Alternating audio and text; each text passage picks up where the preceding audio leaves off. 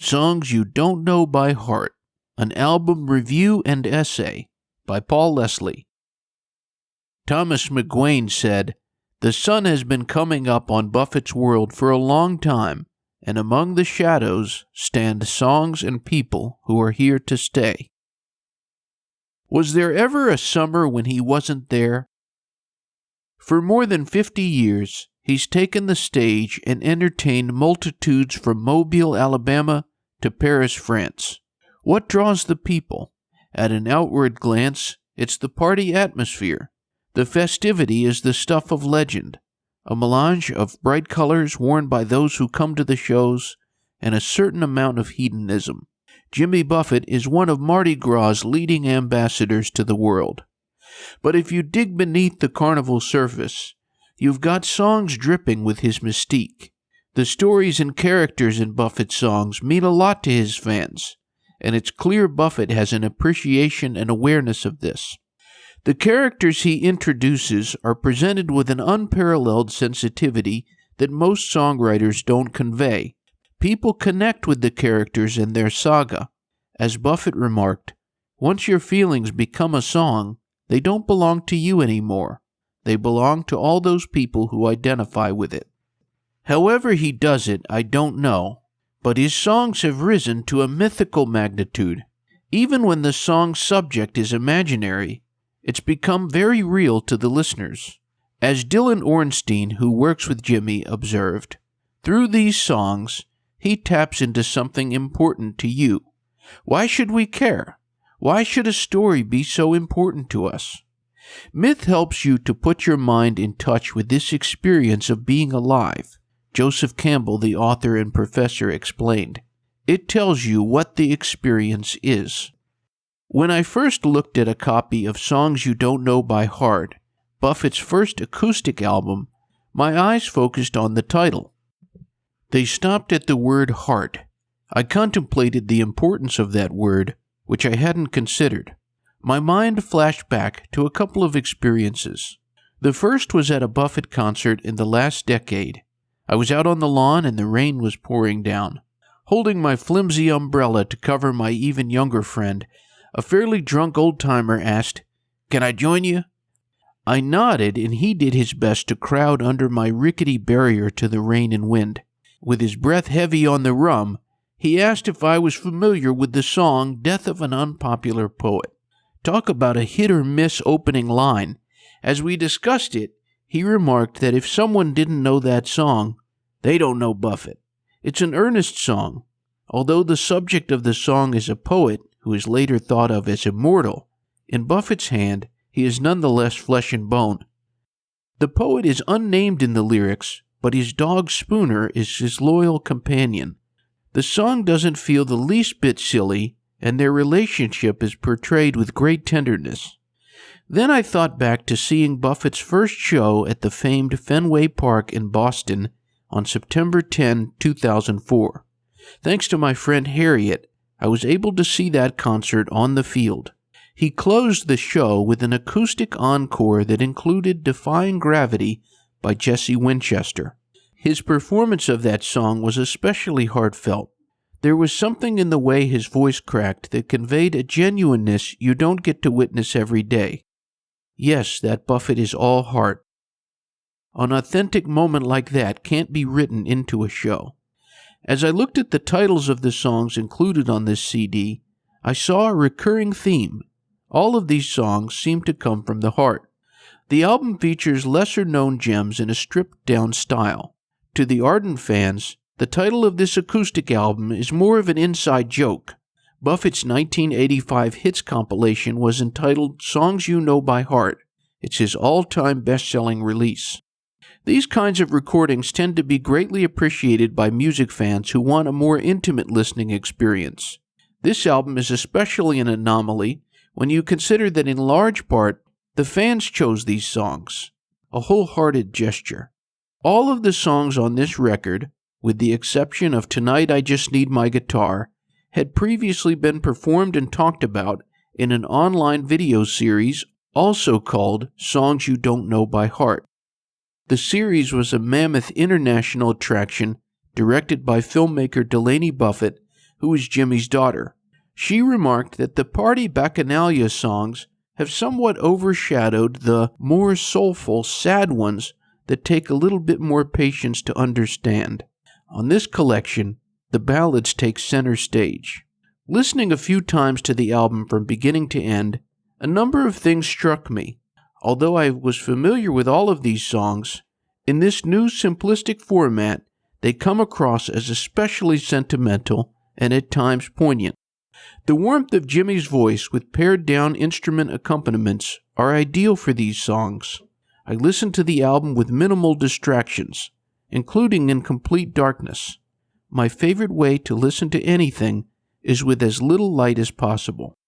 So what were the tracks that especially struck me? Here are the high points. Woman Going Crazy on Caroline Street is probably the most creative track and seems to have the biggest divergence from the original recording. The guitar work from Peter Mayer really adds something special. This acoustic version of the song embodies the mystery and eccentricity of Key West. 12-Volt Man is an evocative song, and I was really interested to hear the new rendition of it. Buffett has gone on the record many times to say it is one of his favorites. You can see why. The chords are very atypical and interesting, and seem to set a perfect mood for the story.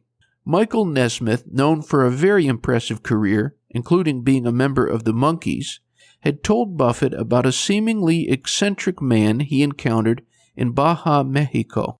The man in question had devised his own contraption that could both play his beloved Buffett tapes and power the blender he used to make margaritas. Once you get next to Buffett, you realize he's special, Nesmith expressed to me in an interview. There's something going on in his head that does not go on in the mind of a journeyman. I've always wondered if the real-life 12-Volt Man knew that he had been immortalized in song. Listening to this new version conjures a definite vision of the man. I no longer think of him as eccentric, but rather as perhaps a bit wiser than most of us. It's impressive when any songwriter can write a song that mentions Flaubert. Love in the Library originally appeared on the Buffett album Fruitcakes. The co-writer of the song, Mac McAnally, shares Mississippi beginnings with Buffett and told me that the song was birthed out of a mutual love and influence of Southern literature. This version, on Songs You Don't Know by Heart, is presented with even more sensitivity. It's the only track featuring piano, which is performed by McAnally. The people that connect with that song, it's a deep connection, McAnally explained. I like the fact that in the context of being a big universal-type act, that Jimmy will go down, deep dive, and work hard on something that has a smaller cast as an audience. The greatest vocal on this album is The Night I Painted the Sky. The accordion featured on this track is sublime and helps transcend the song into something out of the ordinary. I think this was worth reinterpreting for this album because the song has an added nuance for many. The lyric, "The rockets in the air and the people everywhere put away their differences for a while," feels almost like a prayer or fervent wish in a year like 2020. Upon viewing the Songs You Don't Know by Heart video episode, Kevin Hooper expressed a shared emotional effect. I was really touched when he did The Night I Painted the Sky, and he teared up, the longtime fan shared with me. Delaney said, "Oh, Daddy," and that got to me. Buffett's imagination was sparked after witnessing and helping orchestrate a fireworks show in St. Martin. The resulting song paints quite a transcendent picture. I love when things come full circle. Little Miss Magic originally appeared on the Coconut Telegraph album. He wrote the song about his daughter Savannah Jane when she was just a little one. This track closes with a fitting and lovely vocal from Savannah Buffett. Like the song's title, it's a magic moment.